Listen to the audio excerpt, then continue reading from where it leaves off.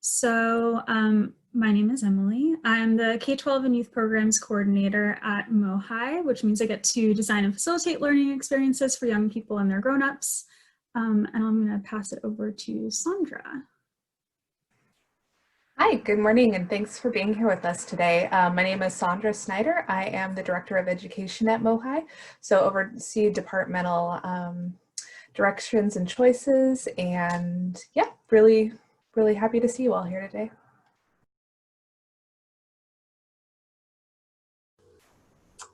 I am Anna Elam. I am the Library Collections Manager at MOHAI, which means that I oversee what we call our library collections, which is an archival special collection, mostly of photographs, but as well as historic papers and all kinds of ephemera.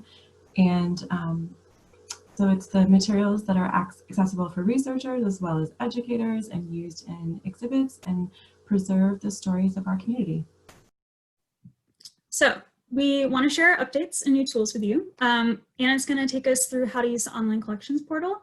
We're going to practice kind of picking out materials using the online collections portal and practicing kind of doing some observations with them. And then hopefully this means you'll find creative ways to incorporate social studies skills into the remote learning environment. And especially if you're working with fictional texts or focusing on ELA and math this year, hopefully this will inspire some ideas to kind of bring social studies into the classroom and whatever your kind of new focus is, given how things are going this school year. So let's get started.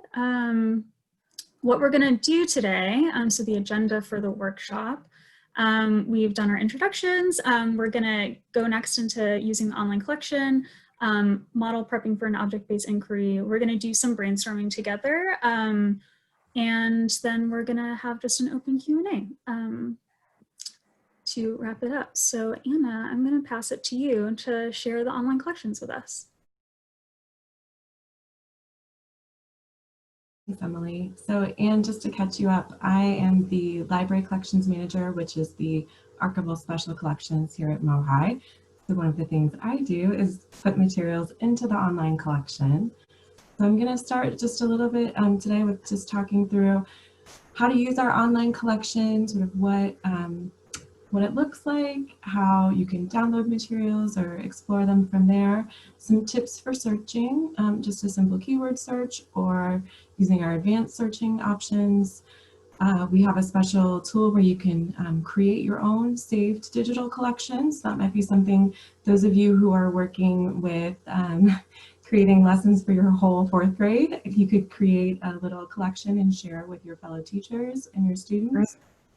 And then I will walk through just a quick overview of a couple of MOHAI's other online resources, but the main focus will be in the online collection.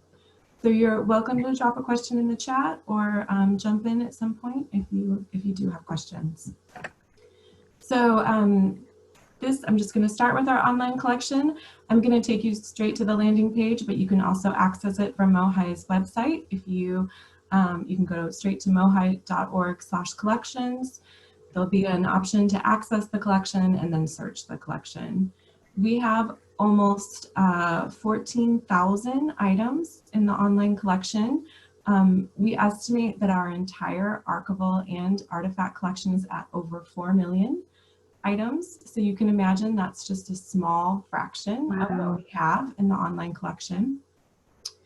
It encompasses primarily photographs, but also ephemera, oral history, audio clips or transcripts, and artifacts. We have been adding records to this online collection since 2001, so almost 20 years ago, which was pretty early for online collections. We do so the original work was started through a partnership with the University of Washington's Library Special Collections. So we use their online system, which is amazing and such a great resource. We're so grateful to them to share with us, but that does mean that there are just a few little quirks to the system and things that make it sometimes a little challenging, but hopefully not too much. We recently completed a 4-year project to add artifacts for the first time to the online collection, and we also added an additional 4,000 new images and ephemera. So If you looked at our online collection a couple years ago, you will see quite a bit more new material. And one of the things that Emily was talking about, what we've been up to since the stay-at-home order, we are really working to update some of those records and adding some new ones. Great. One of the sort of drawbacks to having such an early online presence is you will see there's a huge kind of variety to the information you'll see in one of our online images records. Sometimes it's just, you know, a very brief description, and then our more recent ones are quite in depth with some historic information. And then, to be completely transparent, sometimes the way we describe things 20 years ago is not the way we would describe them now. Lisa, I was looking at that book and noticing 1988, you may also, A Horse's Tale was published then, you may also run into a few things that aren't described quite the way we would today. So we are constantly working to update those online records and to update the terminology we use, to use terms that we feel are more appropriate today.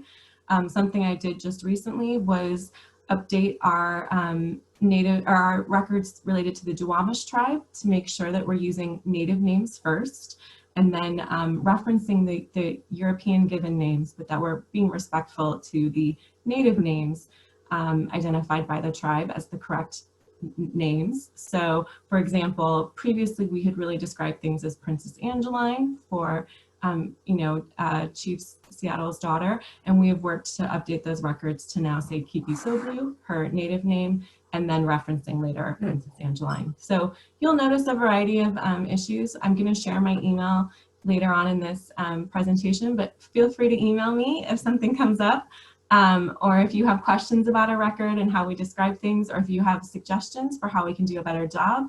We always appreciate that. As you can imagine, with 14,000 records, there's quite a bit that we're trying to get to, but we always appreciate feedback. And hopefully we are making sure your students are getting the most accurate and up-to-date information as well. And then, as I mentioned, we're always trying to add new ones. Just yesterday, I was in the archive trying to identify some new items to put online. So if a story you're looking for isn't there right now, check back a year from now when you're doing your lesson planning, and you might find additional materials online. Or like I said, feel free to email me. I always love suggestions of what would be most helpful for us to prioritize putting into the online collection. Okay, and I think we are just gonna jump into it. All right, so this is what the online landing page looks like. You'll see here items just kind of in alphabetical order. There's a great keyword search up here in the corner. So I am going to jump right in and start with something that I know a lot of you look into, which is we're going to start with native fishing rights as a keyword search. And you'll see 27 items come up. These are primarily historic photographs from protest events, various Native American groups coming to advocate for their treaty rights. You'll see tribal dancers at the state capitol building, marchers protesting. You'll also see some ephemera. So I am going to dig into one of these records, and you'll see the historic image. A lot of our images are from the Seattle Post-Intelligencer photograph collection, which is the largest photograph collection in our collection. And sometimes you'll see the original marks on the photo from where the photo editors mocked it up. So you can actually see the choices photo editors were making to tell a story. So we left all of that there. We think that that's really important historical information. So just note that if you see one that has those mock-up lines, they're meant to be there. This isn't one that we put up more recently, so you'll see quite a bit of caption information that explains what was going on at the time. We do write these generally for an adult audience, so we recognize fourth graders, the caption information would be a little tricky. There's frequently links to where we got some of that information, and then just some additional, you can always see what size the original material was if you have any questions about that. You can download this, so you can download the image as a full-size JPEG, or you can print this. So if you did want to take some of these images and use them in your classroom, it's very easy to download, just like that. And then I think that's pretty much it for the general sort of view of how things look when you dig into it. Let me show you what one of the pieces of ephemera look like, just so you can take a peek. This is a flyer that was kind of a poster, but it had a second side with some additional information. So we put both of those up there. So it is organizing a demonstration for Native fishing rights from 1979. And on the back, it was quite common, I'm sure most of us are old enough to remember the old Xerox flyers that were just everywhere. So on the back, you can see that they put the demands and what they were specifically asking for. And on the front, you will see a great drawing and then information about when the rally was. And then we also frequently, depending on what the collection is from, we will mention sort of how the material was collected. This is from a particular Seattle author and artist, Don Paulson. We have a huge collection of his political ephemera. So you can see that someone was collecting this material, participating in these events, and then later writing about them, the political history of sort of, I guess, the less mainstream causes. So what people were protesting, what they were upset about, how they were trying to make our community better. So that is what some of the ephemera and things and the images look like. I'd like to show you just a little bit about searching. Oh, one other quick thing. If you're trying to find something that is a date related, it can be a little tricky. And a tip that I like to do is you can change these items from the little thumbnails to a list. And then you see the full title. And so from there, you'll be able to see the date. So if you're trying to scroll through and figure out what date something happened, you can change that view to see the date, which is, I think, a helpful tip. So another way to search, the keyword searching just kind of searches every word independently. So for example, if I did Native, if I just did fishing rights, let's check that out. You'll get 32 items, not a bunch more, but there's a couple more. For some reason, Eddie Bauer patents come up, probably because Eddie Bauer was making his jackets to help fish, and it mentions fishing somewhere there, and I'm sure something about patent rights. So that's not exactly the search we're looking for. But if you wanted to go to the advanced search, you first have to select specifically MOHAI's collection. So as I discussed earlier, this is all housed in the University of Washington, which has quite a few other collections that they deal with.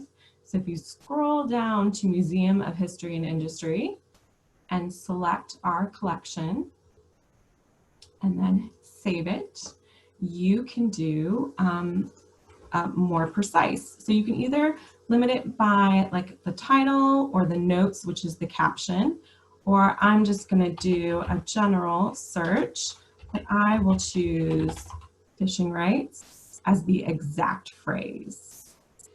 You will notice down here that there is a date search. One of the sort of sticky things about this collection or this whole group from UW is that it has been going on for 20 years. So the way dates are listed are sometimes listed in different fields. So I don't find the date search to be particularly helpful. So just to save you all a little bit of frustration, because I know teachers are working on quite a lot these days and there's a lot going on, don't bother with the date search. Do the trick of changing it to the bigger titles, and then you'll be able to see the dates. So this fishing rights search as an exact term, you'll see will get us closer to the earlier search we did. It removed the Eddie Bauer items. So if you're looking for something that's quite a bit of a larger search return, you might try something like that with the advanced search instead. And any questions about any of that, feel free to drop them into the chat or let me know. Otherwise, I'm going to keep on going. So as I mentioned, you can save some items, you'll see this nice little starred save option on the side. You can pick, you know, whatever from your search. It doesn't have to be just from this search.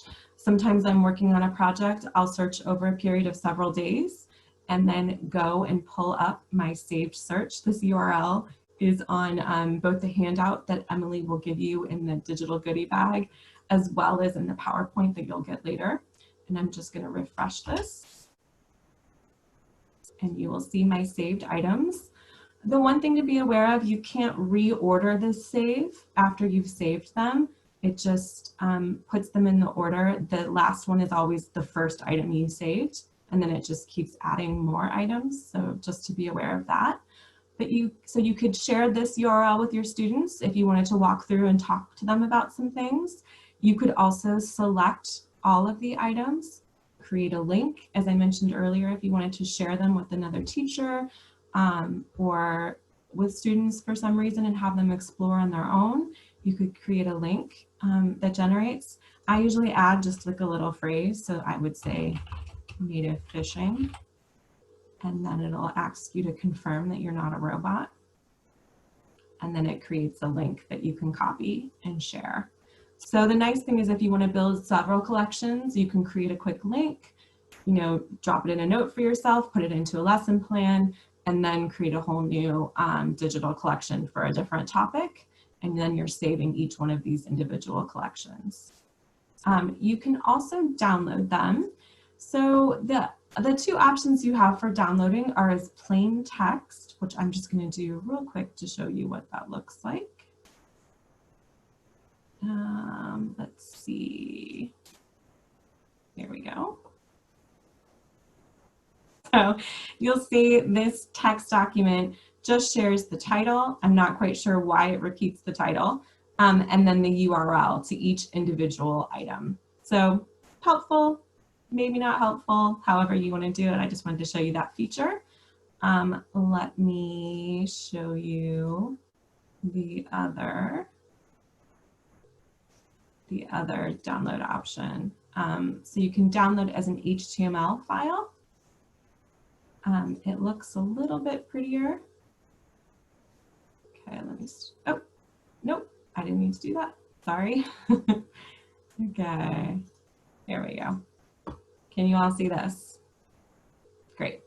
Okay, so this looks a little bit prettier. It's still basically the same information, it just has a nice little thumbnail image, and each one of these links will take you to the individual page for the item. So that's another choice that might work for you depending on how you're building your lesson plans right now. And I think that is, the other thing is you don't have to select everything. You can, you know, as you're going through, you decide, you know what, I really don't need the close-up image of Bernie White Bear. I'm just going to do these through instead. You can create a link or download just from the items you select. Okay, I think that's it for the saved collection. And then I just wanted to give you a quick overview of a couple of other things that resources we have that are available through our online collection. So it is again at mohai.org/collections. There's an option to access the collection, and instead of searching the collection, you can choose View Archives, and that will take you to our online finding aids. So finding aids are kind of an archival term for just a collection description.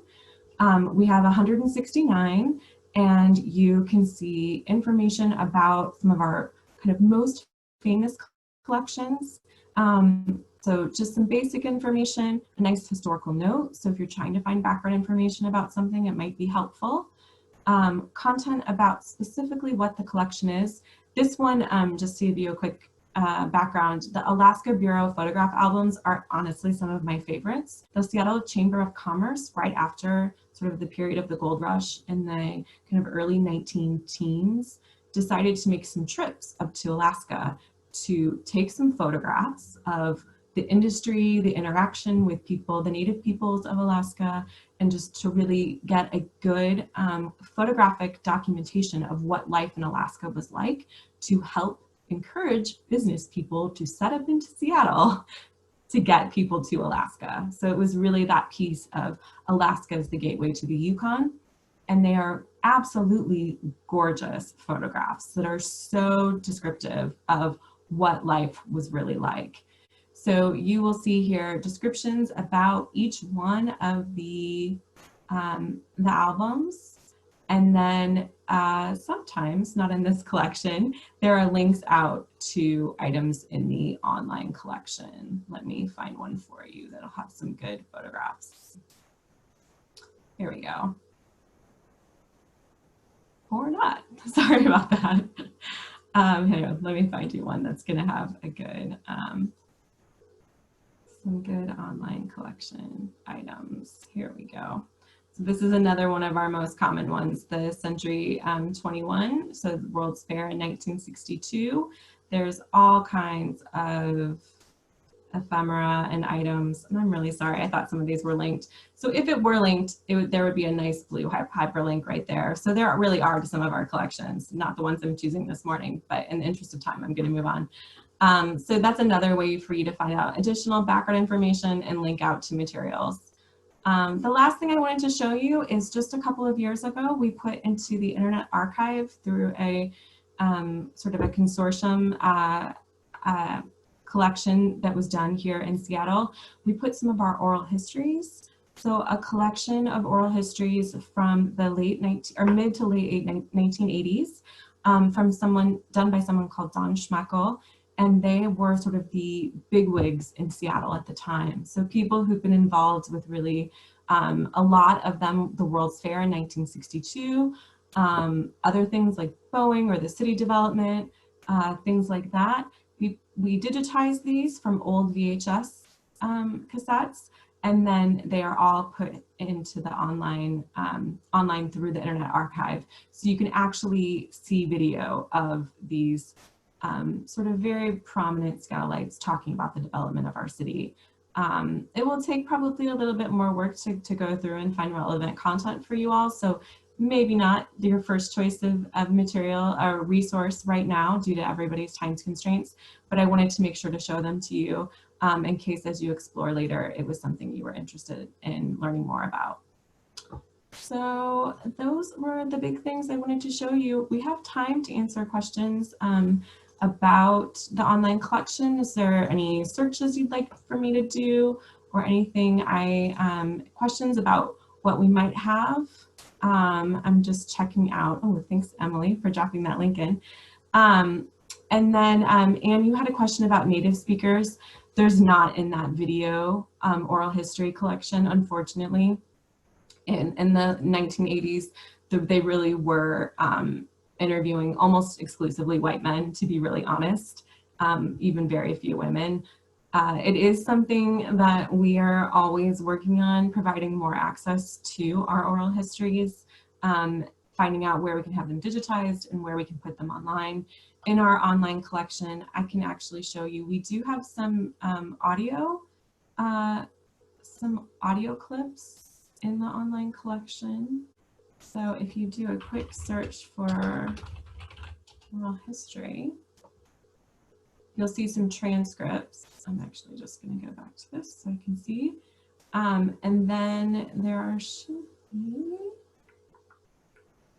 a few, here we go, a few audio clips. So you can listen along, and then if a transcript is here, you'll also see the transcript. Some of these are from, I believe some of the just transcripts are from Rosie the Riveter, so women who were working in World War II industry in the region. And we do have some African-American stories included in that. Some of the other transcripts include sort of middle to late 19th century immigrants talking about their experience. It is something we are always working on, sort of increasing the diversity of stories that we're telling. So great question, Anne.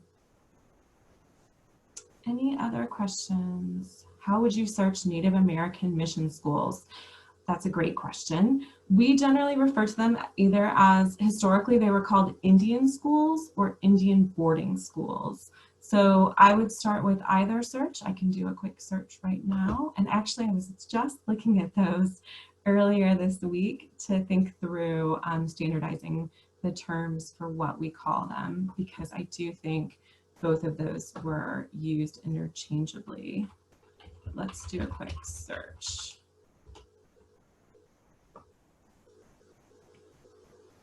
Okay, so that's the industrial boarding school, which is a little bit different. So this is on the Puyallup Reservation. We do have some. I'm going to do a quick search for boarding school. The other thing you can do is if you know the name of a specific school, you can try that. This unfortunately does bring up some other types of schools. I'm going to try. No. So let me see, who asked that question? Lisa, that's a great question. So you actually asked a tricky question, but part of our early collaboration with UW is that we put some of our materials online through a different collection. So I'm gonna share my screen again and show you where to find those. One big fat caveat to that is I noticed that quite a few of those descriptions are a little out of date as far as I'm concerned on the terminology we would use. So actually one of my team just this week was identifying those records and starting to make recommendations for how we would update those descriptions. So I would say use with a grain of salt. You may have to do a little bit of editorializing for your students, but let me show you where to find those. And we can make sure to share that link with you all. So it's this American Indians of the Pacific Northwest. That's another great collection that includes some of MOHAI's, but then also some other, either University of Washington or other local archives. Because as I mentioned, University of Washington in the early days was really a hub for a lot of smaller institutions. Oh, whoops, see, let me redo this. I forgot to save my limited search. Okay, so I'm gonna scroll down, oops, update, and let's try this again. Here we go. So you'll see it's Tulalip Indian School, quite a few images. Here's one from the Colville Reservation. So I would say Indian School is probably your best search term, but you do need to go out to this University of Washington group, and I'll show you again. It's American Indians of the Pacific Northwest image portion. My contact information is in the PowerPoint. You are always welcome to email me if you're having problems finding materials, if you have questions, like I said, if you have recommendations. You know, the way we describe our artifacts is almost part of the historic, just understanding history and how we describe things. I know it's a little bit much for 4th grade or 1st grade, but it could be something that you also do with them. You mentioned, oh, they were called Indian schools. How might we describe them differently now? That could be a way to get them to think about how things were described originally, or even how people are portrayed in those images. So I think at that, I'm gonna turn it over back to Emily and let her keep going on, and we'll keep having the conversation about how to use these in your classrooms.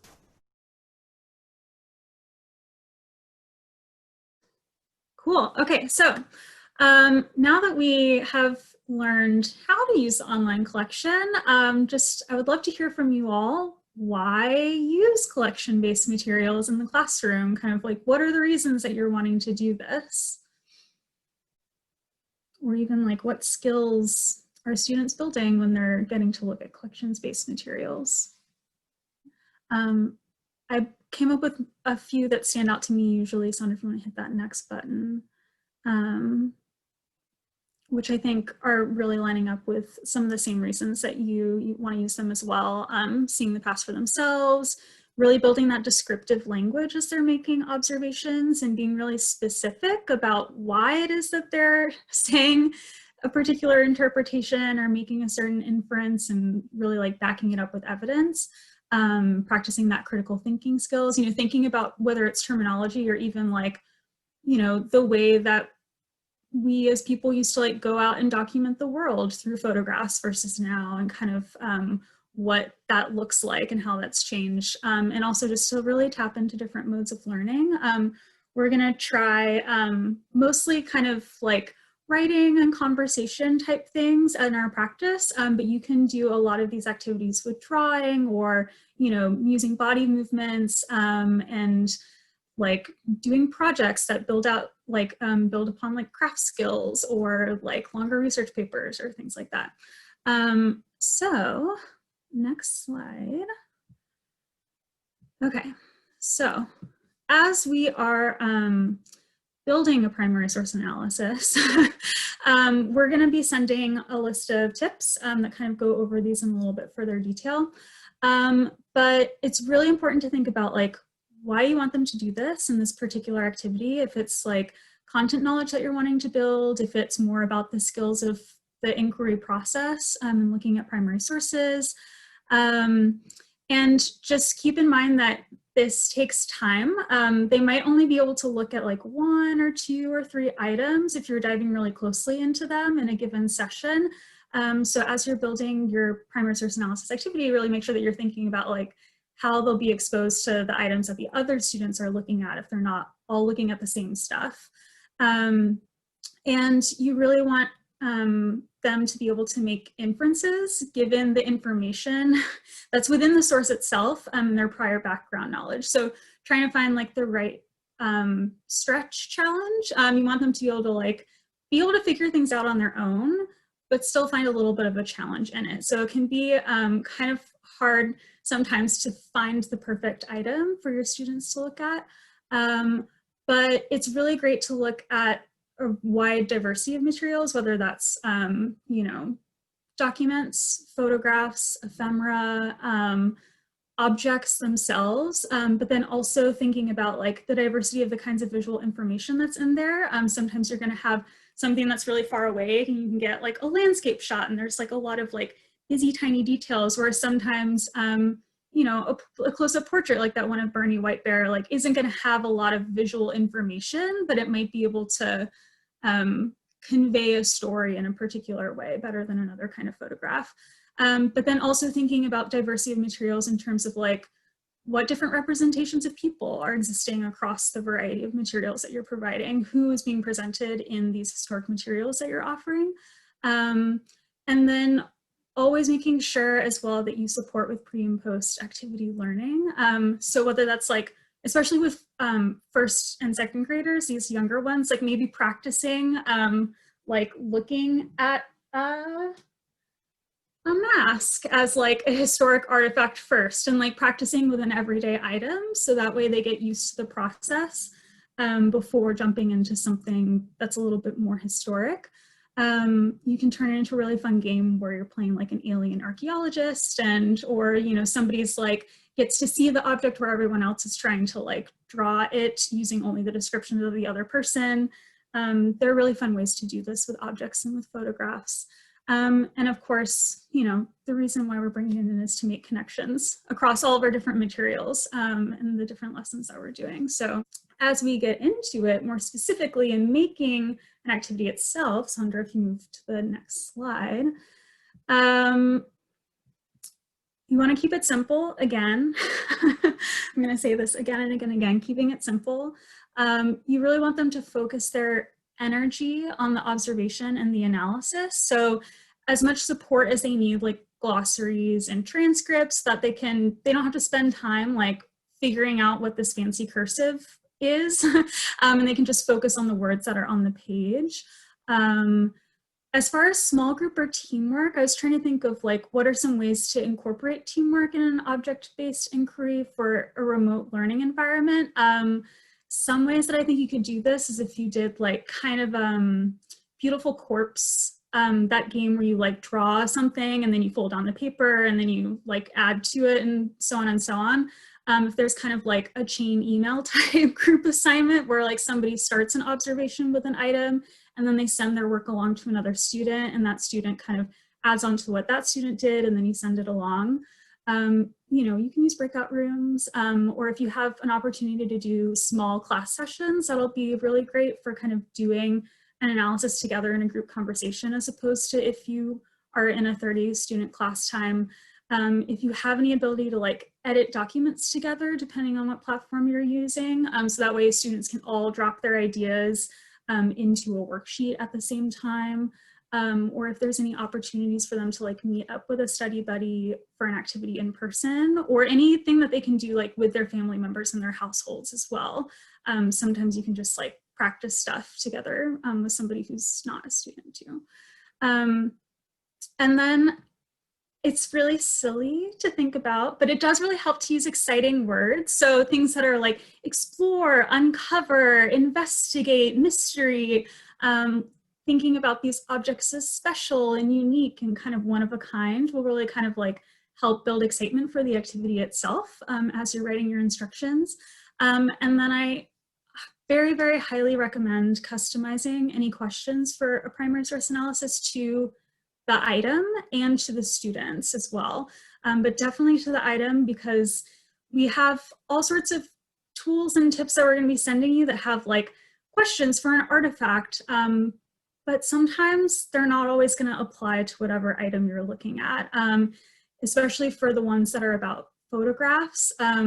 There's, you know, a whole set of questions that you can ask about like the setting, but if you have a portrait photograph, the setting isn't really going to tell you a whole lot because it's mostly just a background, where there might be questions about like tools and objects and machinery, but if it's like somebody standing outside, again, you might not be able to really answer those questions. And sometimes there are details in a photograph that you really want students to pay attention to, and you can write your own questions that are specifically about certain things that they might observe within the photograph to really kind of like get them to dig in deep to the object at hand. So I highly, highly recommend customizing your questions if you're building worksheets to the items themselves, even if it's just like 1 or 2 questions that are like specific to that item.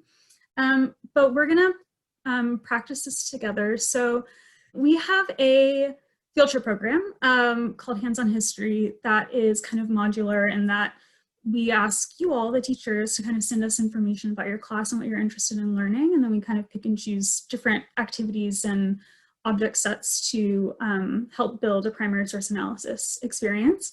And we were building one for our Seattle on the Spot exhibit that we had a couple of years ago, which was all photographs of the Central District in the 40s, 50s, and 60s, all taken by one man, Al Smith, who we have a really large collection of his photos in our library, which is really wonderful. So we wanted to kind of take that exhibit and can like kind of make a field trip experience for this exhibit. So because it's a flex program, it's also targeted at grades 2 through 12. So a wide range of students, and a really big emphasis thematically within the exhibit itself is on community. So that's kind of where I was coming in from and wanting to build this activity. So I'm gonna share my screen and kind of walk you through a little bit of my process, my thought process, and kind of picking something. So if I were maybe you and I'd gone to the exhibit and I was like, that was an amazing exhibit, I want to have my students look at Al Smith's photographs in the classroom, I might go to the online collection website and I'm just going to type in Al Smith into the search bar. And I'm noticing right away that there are 567 photos in this collection, in our online collection. So I'm going to focus it a little bit. I'm going to start, I really loved the jazz club photos. So I want to think about like music and community gatherings. So I'm going to add a search term and do Al Smith jazz. And here we have 112. So this is a lot easier to work with. And because I'm thinking about community in this program, as I'm skimming along, I'm not really going to be paying attention to the musicians necessarily so much. So I kind of want to focus on the people that are coming to these clubs. Let's click on this one. So this is a really nice one. It is one that we used in the program, but not for this particular activity that we're going to do. One thing that I like about it is that it shows kind of like people in nice dress. It's got some signs that you can read. It's got a little bit of furniture information as to like where somebody might be. But it really is just focused on these two people, and there's not a whole lot of information there.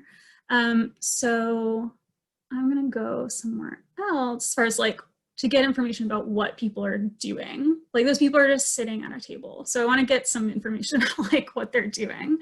Some of these other ones of people, if we look at them, also have lots of bottles of alcohol on the table. So if I'm building this for second graders, maybe I don't want to pick that one. So I'm going to keep going. And eventually I might settle on this one. So I really love this photograph. It's so big. And here we go. That'll be a nice view. So what I really like about this photograph for doing a kind of photograph analysis is that it's got a lot of motion in it. And it's also got a really nice focus on two central figures, but then you can still really see the people that are in the background as well. So it's got a lot of different people in it. Another reason that I might pick it is because just like the activities that are happening, dance is like a very, you know, it's something that you can really connect to no matter who you are. Like, even if you don't like to dance, like, you know about dancing, you know what it feels like. And then another thing that makes me really excited about this photo in particular is that it does include some men who are dressed in service uniforms as well. So if you're working with older students who maybe are starting to get into World War II history, this would be a nice photo to bring in because it shows kind of that history of Seattle being a place where servicemen are coming and spending their time, and kind of the way that these places are kind of bringing lots of different people from very far away places and also locally together. So we are going to do a quick practice looking at this photograph together. So we've already kind of, I've set the scene for you a little bit just by kind of giving you some context to the exhibit and that this is a jazz club and kind of the era that we're talking about. And the first thing that I want us to do is kind of start big before we go small. So if you want to speak aloud, you're more than welcome to. If you want to just drop this into the chat, that's great too. But the first question is just, what is going on in this photo? How would you describe what's happening? Ooh, people are dancing, possibly a competition. Nighttime leisure. Okay. I'm curious, Anne, what do you see that makes you say that this might be a competition of some kind? Yeah, totally. So really great observation. So there is a lot of space around this couple. So everyone else is kind of standing back watching while these other two people are essentially performing. Something that I noticed that maybe would also add to this idea of a competition rather than a normal like performance is that these people are also dressed in what seem to be the same kind of clothes that everyone else is wearing. They're not in like dancer outfits, right? So that would maybe be something that kind of helps support this idea too. Now I want us to practice going a little bit closer and really thinking about specific parts of this photograph or different aspects of this photograph. So my first question is just, what do you notice about the people? What do you see? What details do you notice? Totally, yeah. So we're noticing it's really hard to tell in black and white photographs, especially like what exactly somebody's race might be. But it definitely seems like there aren't any white people in this audience. Seems like mostly everybody is Black or African American. And it's got maybe, yeah, everybody's really dressed nicely. For sure. I'm noticing like this person in the front, like I can still see the pleats, even if he's moving a lot. And they're also, yeah, kind of younger. So they're all kind of young adults too. Totally. Nice observations. Cool. So one of the other things that I'd like to ask about is just like what actions do you notice or what movements? So in addition to dancing, ooh, great.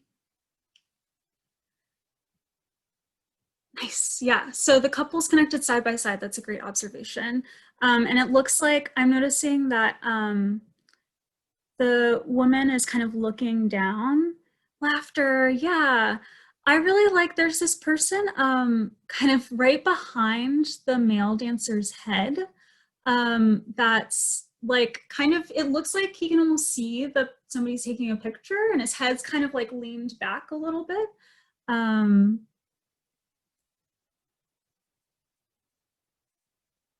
Totally, yeah.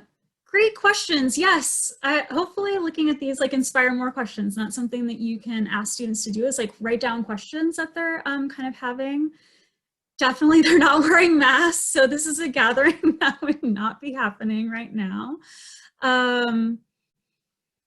Yeah, it's interesting. So they're side by side and they've kind of got this like, I don't know, you could also, especially with little kids too, right? If you're like trying to figure out with your bodies, like how, like if you try and like match what they're doing, like it seems like one's over here and one's over here, but if you're the other person, they're kind of like this, have to like reach back a little bit. So kind of like getting that physical motion in there.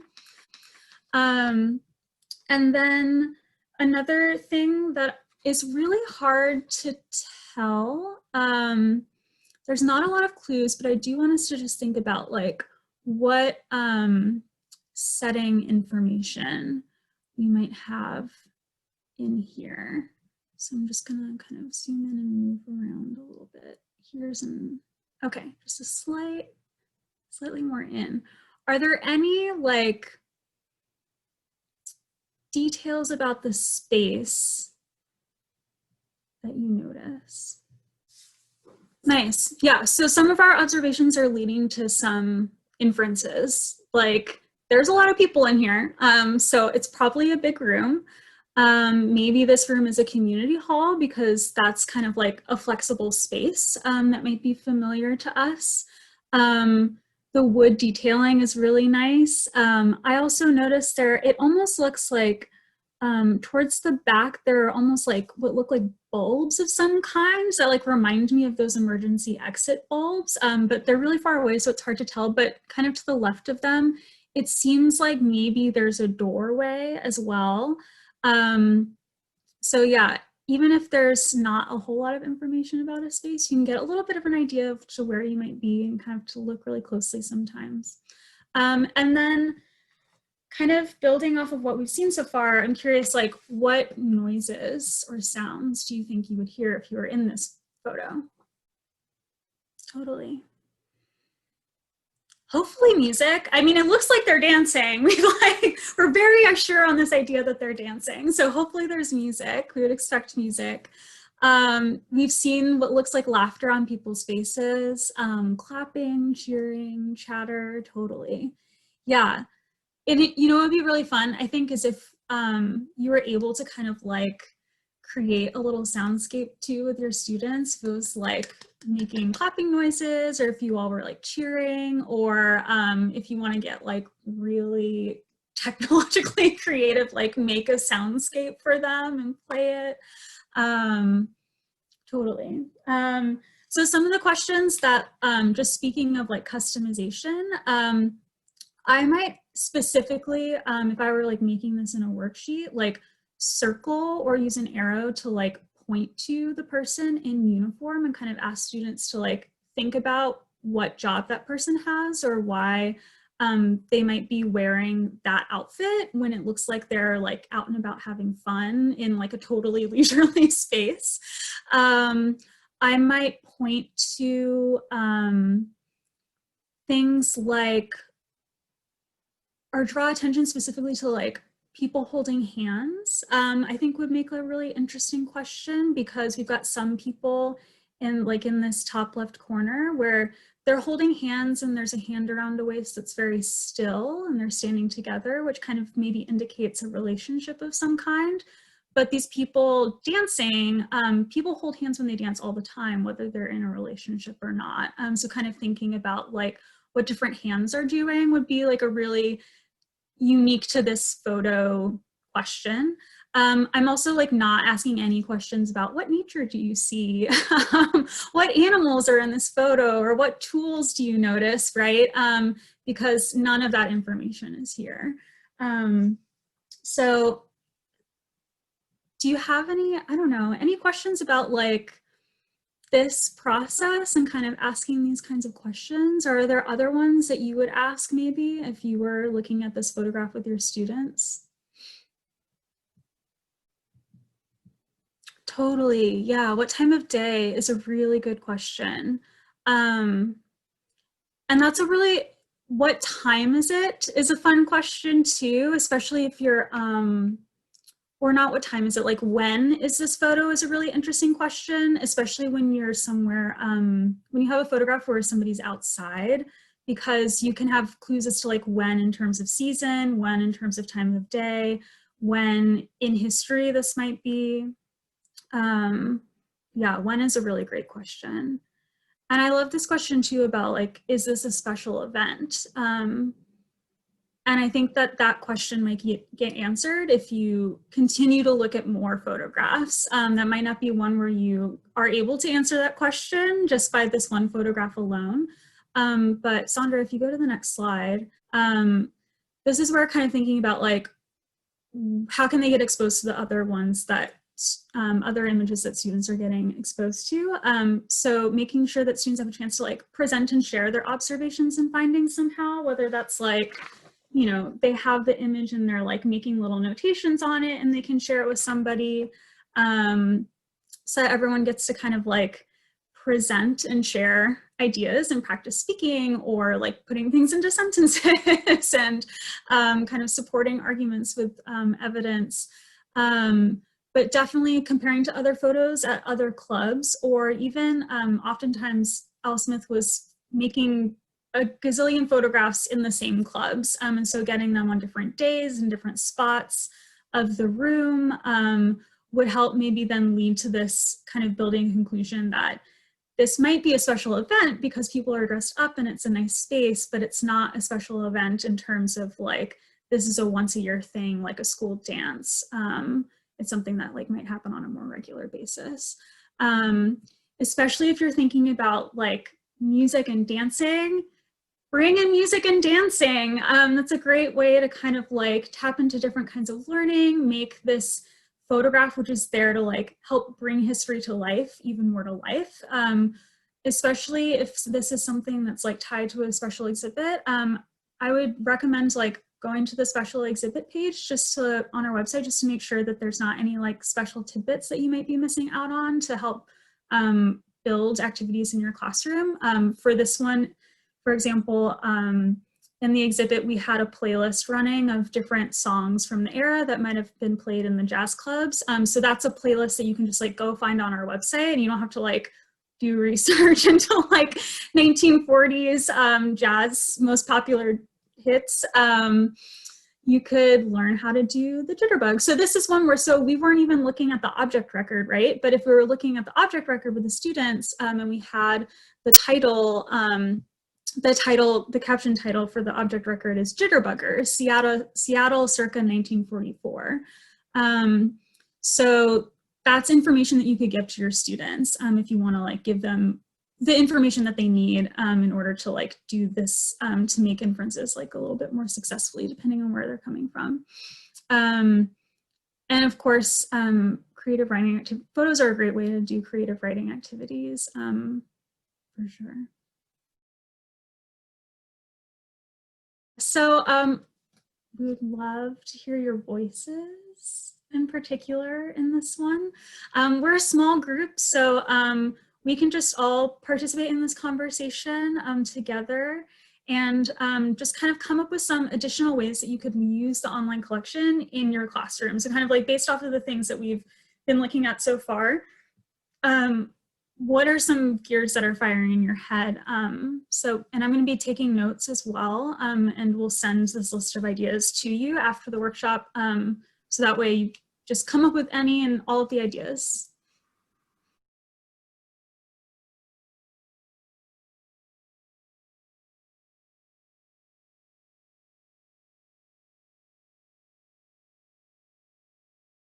So in our handout that Anna made, that we'll be sending you, that has like how to use our online collection, you've also included some of your favorite places to look at other online collections as well, and kind of places. I don't know if there's like one that you want to shout out in this moment for like a good place for students to do research. I think it really depends on your topic, but there's so many amazing online resources these days. And, so many, if you're looking, very local, there's a bunch of really amazing, the University of Washington's website, Washington State Historical Society, Seattle Public Library has some really amazing digital collections.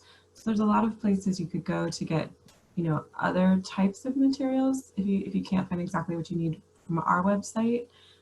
So if you're trying to build some understanding, as Emily was saying, we know more looking at similar pictures. Is this a unique moment in time, or is this something that's happening kind of across our region or across time? So for example, those native boarding schools, we can see that there wasn't just one. There were a lot of boarding schools that a lot of different tribes went to.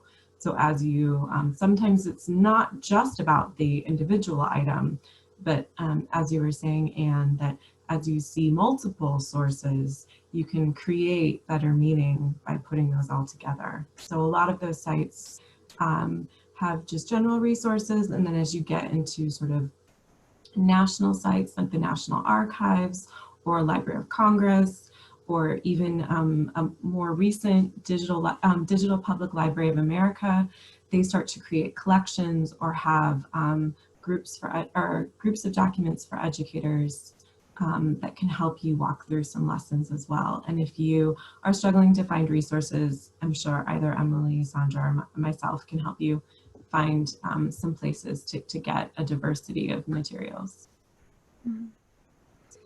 Totally. And one thing that I've seen before that is, well, I think it's fun, is like scavenger hunts, like scavenger hunt worksheets for online collection portals. So kind of like you can also build materials to help introduce original research using online collections as well with your students. And so usually what they look like are just kind of like, find this question, like an answer to this question, like who was Bernie Whitebear, right? So maybe the students are going to type in Bernie Whitebear, and then you can ask specific questions about like, the object record, if you want them to like figure out how to read an object record, like when was this item like acquired, which our numbers don't necessarily tell you that a whole lot, but sometimes they do. Or like, now that you found this record, like, pick one of the associated terms that's like in the kind of like tags for the record and like find like another item related to this, and like, you can like build like a set of steps and questions to find throughout the archive. Can I just jump in and say one other thing that I don't know if you all through this workshop will get added to the History at Home email list, that we have some like weekly collection kind of close-ups that we've been sort of little curated groups we're putting together on various topics. I think this week's was looking at Hispanic Latinx Heritage Month, and so some images.